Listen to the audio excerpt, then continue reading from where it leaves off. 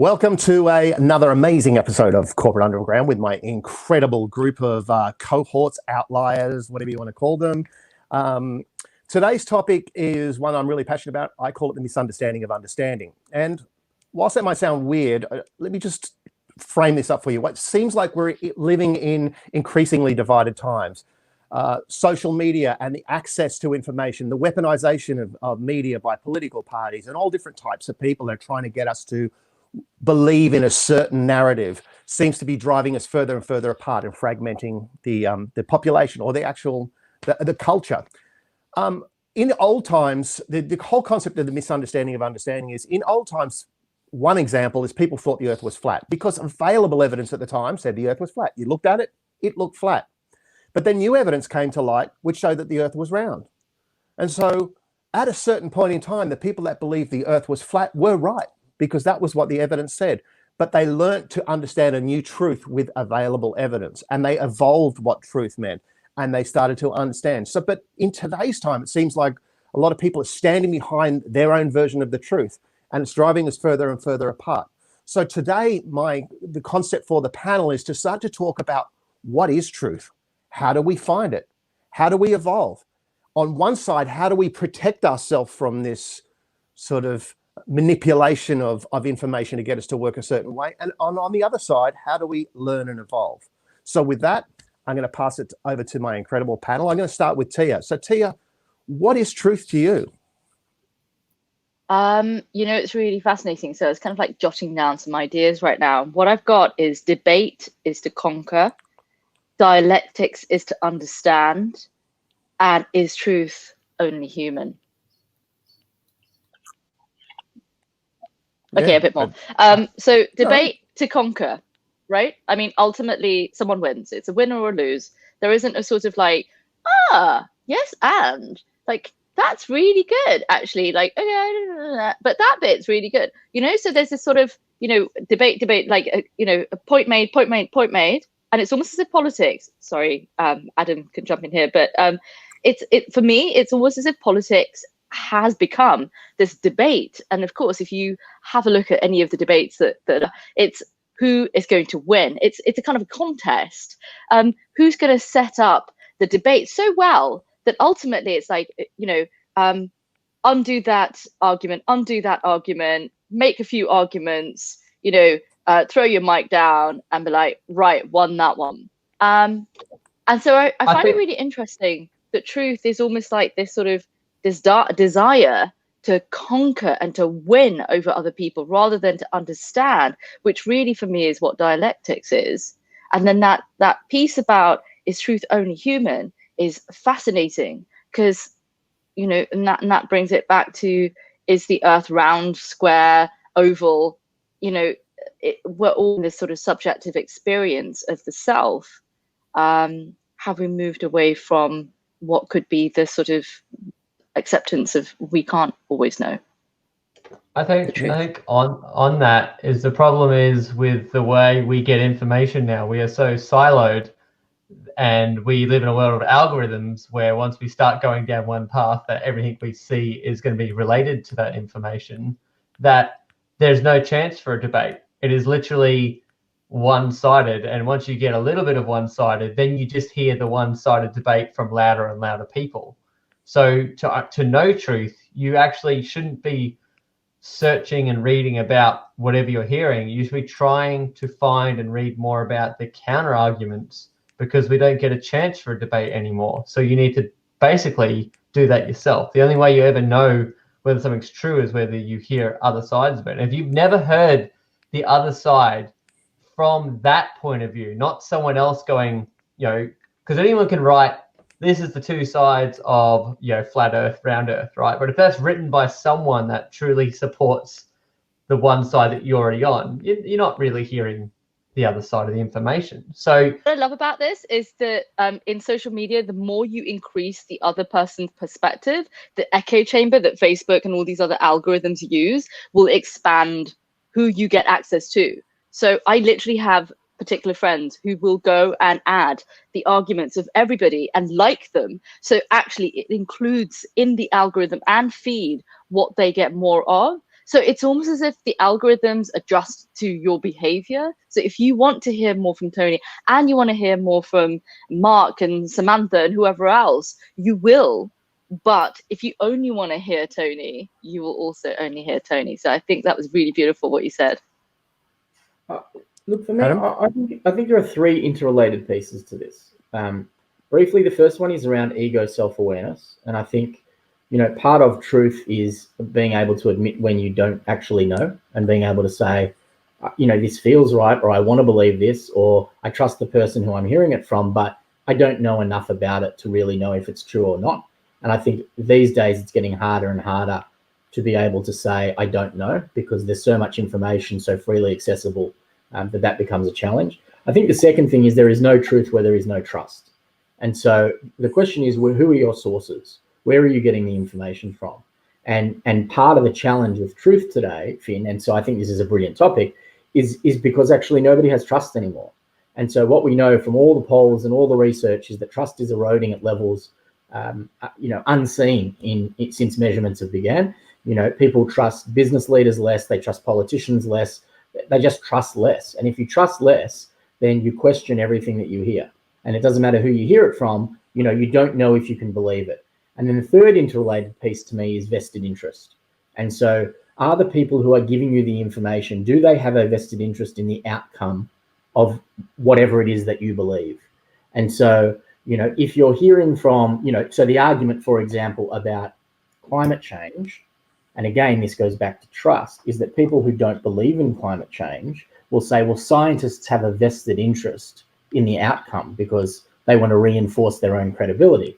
Now, that is a completely nonsensical argument. It's fucking lunacy. But at the same time, that's how you sow the seeds of having a potential supporter base, because you sow the mistrust and then you ply in some vested interest. You sprinkle a little bit of vested interest around so that people no longer believe that what they're hearing is true, or maybe not all of it is true. And so I think they're the three key interrelated pieces.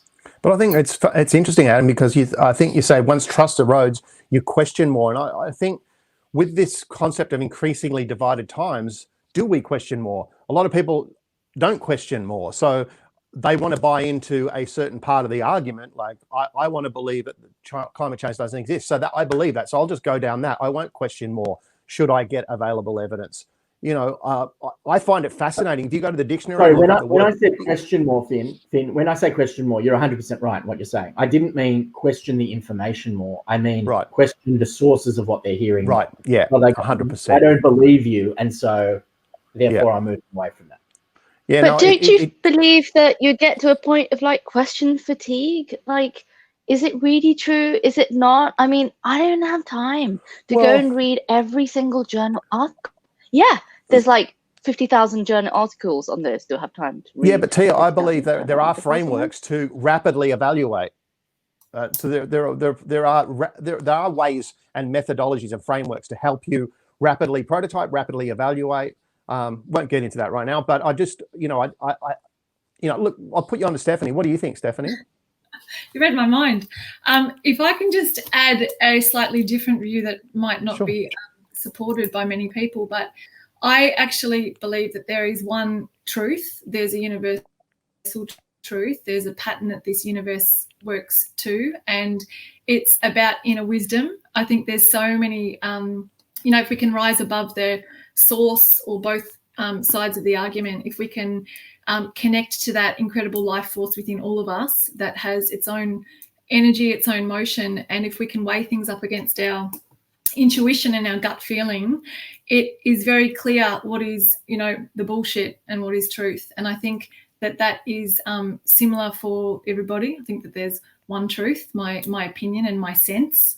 I've experienced, I experience truth when I am talking to certain people, and it's very, it hits me. It hits me in terms of shivers down my spine. I feel it in my body, and that has served me very well in my life and, proven to be true. So I think, I think there's a lot of, I think humanity has been led astray in many cases. I think there's a lot of lost people in general that have lost that kind of true north that steers us in the right direction, that leads us to our path.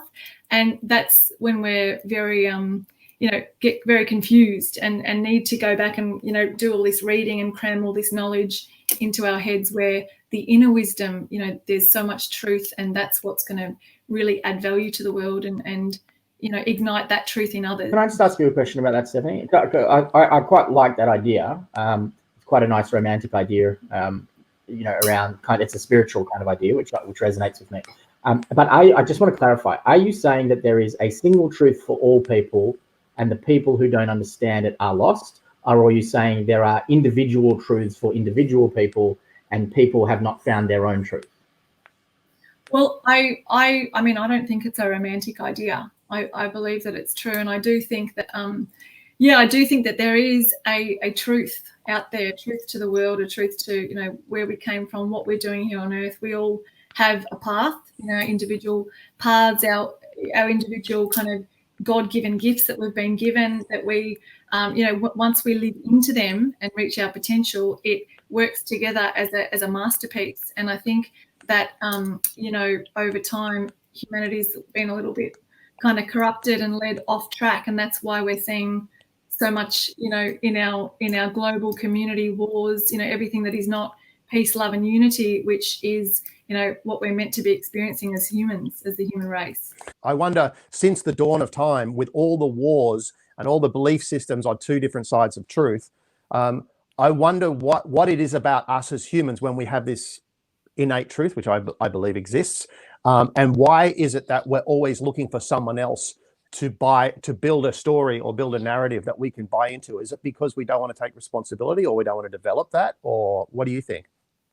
Because, I mean, our society has education. I mean, like the rote learning, it's not, we only have to look at different industries, in our global community. The big pharmaceutical companies, they stamp out, I've experienced this because my mother's a naturopath, natural medicine. What do you think Indigenous people did for thousands and thousands of years? They cured themselves from the land, from the plants. So, in every single area of society, in education, it's, I mean, I can speak based on my experience, but also my experience in Nepal. It's really sad to see, rote learning. Kids are not encouraged to draw out that creativity that we all have inside of us. And it's basically kind of learn and regurgitate. So, that's the reason, our shoes, our rubber soles, we're not connected to the earth. And when we plant our feet in the earth, it balances our energies. So, from every single thing that you can look at, you can see ways that we are disconnected from ourselves, from who we really are. So Maddie, what do you reckon?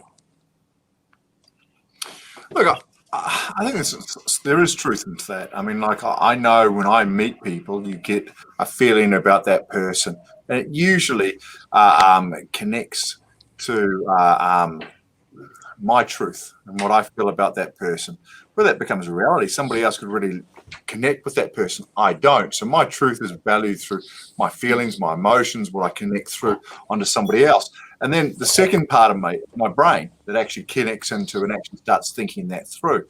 Now, I know that you pointed out at the very beginning, Finn, where the truth was what we learn.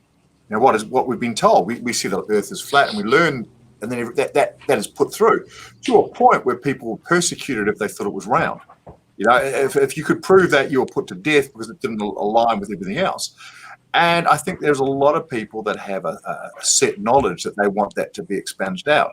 I mean, I know with cancer, I was talking to a friend of mine just today who's a doctor, and he said that there were cancer has been proven that there's been 5 years improvement by the what they've been going through. But what they've also worked out when they did the actual statistical tests, that because they've been testing so much earlier, they were finding it 5 years earlier. There doesn't seem to be any statistical proof that cancer drugs and all the rest of it is actually extending life. It's just that it's gone through this. This is just one doctor that I was talking to, and he's dealing with some patients that are going through that. But when we look at statistics, I usually think they don't run a truth. They run the truth where we have our own belief systems. That's our truth. So it's a complex connection. I like to think of there's a combination of both. There's my emotional feeling, there's my understanding, my brain, and my statistical information that will actually bring that to a truth, and then I work from there. But that's my system of looking at it. We talk about evidence, and there's there's AI algorithms which are constructing things which say this is proven here and this is proven there, and there's conflicting bits of proof and evidence flying all over the place. What are the tools that you guys use to actually find truth, to learn new things? How do you prioritize and find the signal in the noise? I'll start with you, Stephanie. I'll start with you.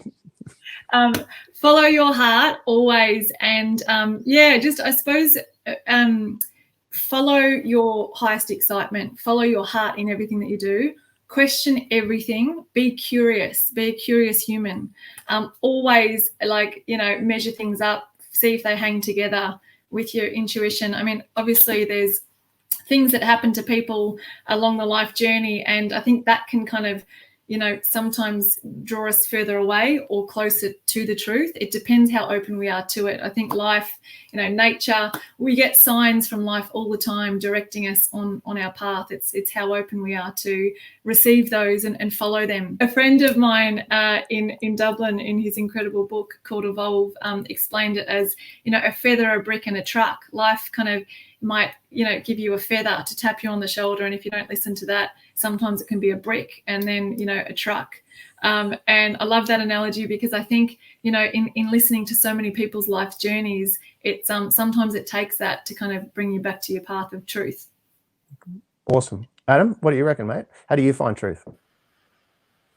I think it depends what truth it is we're talking about. So, like always, I think it's my favorite line on Corporate Underground. I'll say it again. It's contextual, Finn. I think if we're talking about things that can be validated and reinforced by expertise, that, scientific facts as an example, which are provable and evidence can be provided, that's one thing. If you're talking about your journey and your path, I agree with Stephanie. I think that a lot of it is actually internalized emotional connection. It's why I meditate. It's why, you look for something greater than the explanation that the world can provide. And so I think it depends what truth it is that we're looking for or what truth it is that we're talking about. And so I think it's important to be able to, within yourself, understand the distinction between saying, this is something new that I'm learning that can be validated, and therefore I will validate it to make sure that it's correct and I'm prepared to, come in line behind it. Or this is actually something that I need to work out for myself, and I need to be much more self-aware and open to things beyond explanation for me to get where I need to go. And you need to be able to understand the distinction between those two things. Well, yeah, that's interesting, because that goes back to my first question: what is truth? And it seems like there's lots of different descriptions of what truth is. And I was going to mention before, if you look at the dictionaries or around a description about what truth is, and it's like a collection of the facts. Well, what does that mean? Or someone who speaks the truth. It's so ambiguous that we have these people have different determinations about what truth is, and then it's very hard to actually have some sort of baseline of understanding. And because we don't have a baseline of understanding, then it becomes a personal experience. And then because it's a personal experience, and we get these narratives that are thrown to us in our own viewpoint, it seems to be pulling people apart. Tone, what do you think, bud? How do you find truth?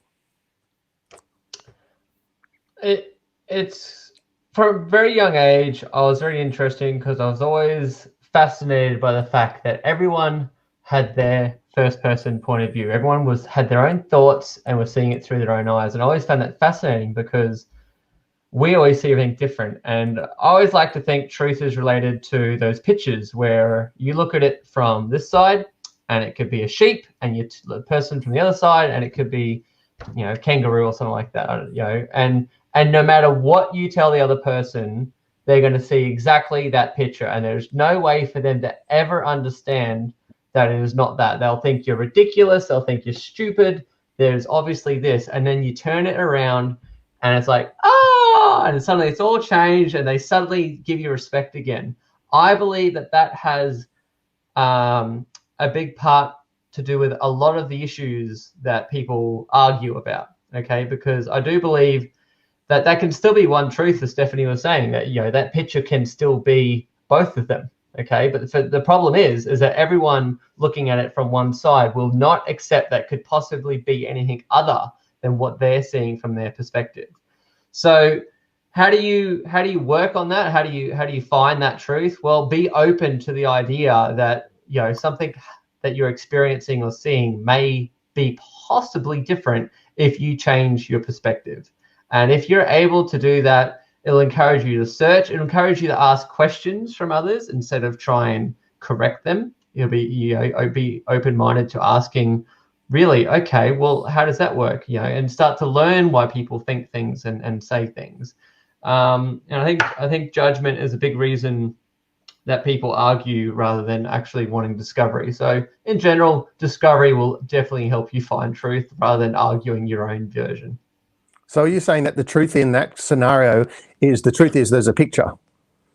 Yeah. There's a truth. There is a picture that can be two things depending on your angle, and that's the beauty of it. And back to Stephanie's point is the truth is what's innately in us, and if we can tap into that, there's viewpoints around us. You might take a certain viewpoint, but that truth isn't the core truth. The core truth is, in your case, a picture, or in your case, a knowing within inside yourself.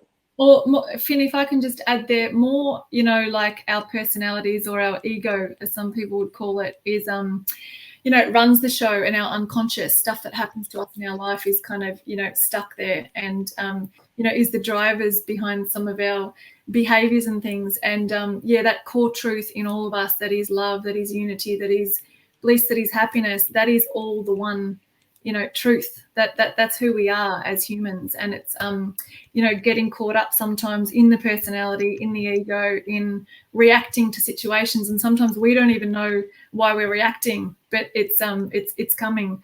So that's kind of how I see it. Okay. Tia, what do you think?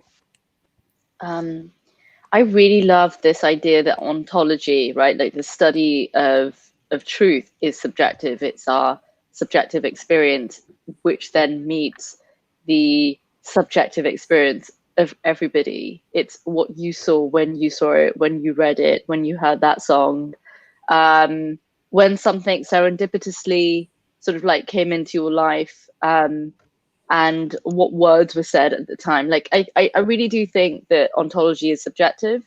There is for me, there's no binary on truth.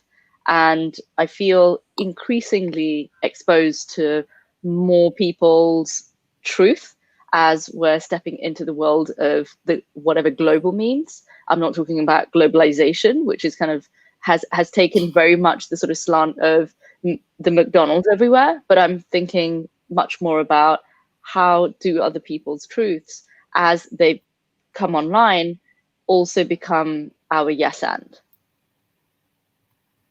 Awesome. Matt, what do you reckon, bud? I think truth's dangerous. In some ways, the big thing that happens with truth is people will bind themselves to it in a way that they truly believe that this is the only way to do it, and they won't see one picture, they won't see two pictures, they don't see any picture, they just believe whatever somebody else says, and they don't want to think about it. My truth is red, my truth is blue, my truth is this. I was very lucky enough to have a good friend of mine who is an anthropologist, and he did a lot of study around human nature, and he worked with LA police to actually work out where crime was done, and they overlaid where crime was organized and through all the data that they had, and they could work out where crime was going to happen at 2 o'clock, 5 o'clock, 7 o'clock, and they'd have a police car drive past at this time, and crime rates fell. I mean, so what's the truth? The truth is that statistical information is out there. The truth is what I believe. The truth is what Tia believes. There's so many truths that are out there. The only thing that comes down to me is to question everything along those lines. If it feels right for me, I'm going to question it again anyway. I argue with everybody on everything, and it drives my family up the wall, because one week I'm arguing one point and the next week I'm arguing the other point, because I want to find the truth, whatever that truth is for me. So, I'd like to be in your household. It'd be should have put a little mic on the wall. That sounds like WW World Wrestling Federation. When you've met my family, they're a big bunch of units. So yes, it is very much like that. Well, look, one little hack that I use, which I find really, really useful, is anytime I'm getting emotional about anything related to information, that's when I stop and I start to look for evidence. So that's my trigger. If a piece of information is triggering an emotion in me, that's when I go, okay. So that's a hack that I use, because then I start to think, why is this information triggering an emotion? So for me, that's my signal to start to then evaluate what is truth. Now, how do we evolve? How do we connect to this utopian vision of a truth which connects us, which is love, which is, we know certain things. We know we're here for a certain period of time. We know we have a connection to every other human on the planet. How do we evolve beyond these evidence-based truths that we talked about, back to more of what Stephanie's talking about? Has anyone got any ideas on how we move beyond this need and quest and thirst for evidence-based information to form a picture of a life that we're going to buy into? Yeah, I think it depends on your spiritual perspective. So, you know, you just said something that was really interesting. We know that we're here for a certain period of time, right? And so from an evidence perspective, that's correct. We will be born and we will die. Everybody does. How long we're here for is up to them. Some people, a lot of people, believe that they're going to come around several times. And so this is just but one journey that they're going to be on. I'm one of those people, as an example. And so, you know, for me, the truth of this life, whatever it is, and the lessons of this life are an accumulation of things that are much broader than whatever this vessel and this body and this experience with these surroundings are relevant to for me. And so there will be, so, you know, Zen Buddhism basically says the obstacle is the path. That's the message of Zen Buddhism. And that basically says that the things that you endure are there to teach you lessons. And so your truth is to continue to evolve, as you're suggesting, Finn, and that you evolve by being open to the fact that you keep coming around until you've learned all the things you need to learn. And so it's not that, oh, woe is me, my life is terrible. It's, this is meant to be teaching me something, and you have to extract value from all experiences to find the truth in them. Yeah, great. So that's how you, that's your message on how we evolve, is to look for that evolution, not just to stay in a mindset. Is that right? Yeah, it's to look for the lesson from every experience, and right, that all of those then add in, become your truth. Yeah, that's great. Got one little stepping stone that will help us all move towards that, and that's, a lot of people are bothered when they hear of someone believing in something that they just don't believe in for whatever reason. You know, like they may not believe in the reincarnation, okay? And they will decide that I'm going to argue why I don't think that's right. And here's the fact. Like, unless I believe that something is actually impacting your life or others in a truly negative way, unless someone is spreading truth that is doing harm, why do we feel this need to argue over things that we don't understand? You know, like, I feel like that's that first stepping stone in understanding how to find truth, is first only argue points that are doing harm first before we start arguing everything we don't believe in. Yeah, that's the ego, right? Yeah, it's just being a dick. Yeah, and I think, Tone, I think that's right. I think the other part of that is that how can you argue something that none of us can possibly actually know? That's my favorite one. Yeah, argument. Like, my favorite one is when there's no evidence either way and you're still arguing. It's just like, well, then you just got nothing better to do. Well, hence arguing about the word "the truth" when no one can really define it. And on that note, one more note. I think the truth can be found in every moment that we're present. You know, in nature. I think it's that when we come back to center and we're living in the present. That's truth. That's when we get our inspired ideas. That's when we, you know, get those messages and synchronicities and things like that. When our mind is clear of thinking. That's fascinating to me, because we're talking about being in the present and letting go of things, whereas most people think about trying to gather information to build a truth. It's also almost seems inverse in finding the truth.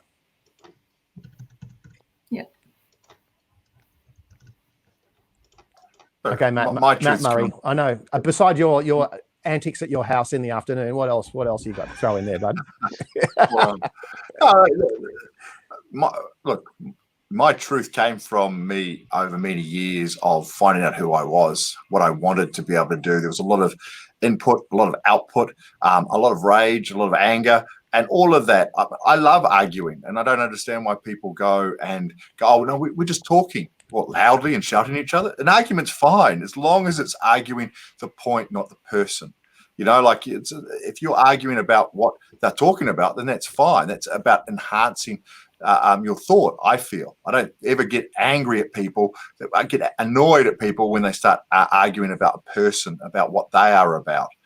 But for me, truth is about continually learning. I mean, it's changing. I mean, I'll go back to that point you raised at the beginning, Finn. Flat Earth, round Earth. We all know that we're on the back of a turtle. I mean, like, really. I mean, if you guys can't get to that truth, we're in trouble.